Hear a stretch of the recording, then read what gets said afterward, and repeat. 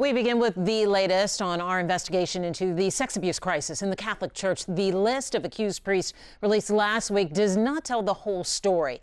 Investigative reporter Jeremy Rogowski found other priests credibly accused of child sexual abuse who are not on the Archdiocese of Galveston-Houston's list. This former Texas priest was kicked out of the Catholic Church in the mid-2000s and fled to Costa Rica to join a religious doomsday cult. Alfredo Prado is his name, and his history of child sexual abuse stretches over 3 decades and across the state.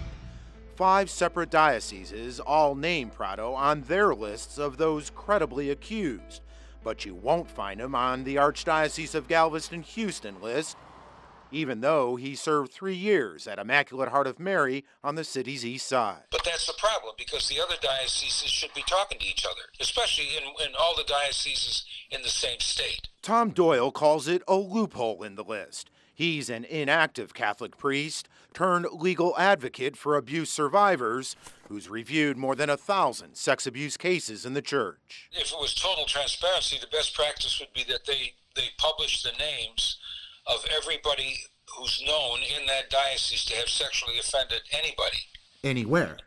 Anywhere. But in the Archdiocese of Galveston-Houston, the list only includes abuse which occurred within its own geographic boundaries, and so parishioners may sometimes be left in the dark, like at the Holy Rosary Church in Houston, where Father Joseph Tu Huynh served the parish for more than a dozen years after facing sexual abuse allegations in Fort Worth. It was transferring someone that they knew was a known abuser. Attorney Tahira Khan Merritt represented 7 of Father Tu Huynh's accusers and ultimately settled the case for an undisclosed amount.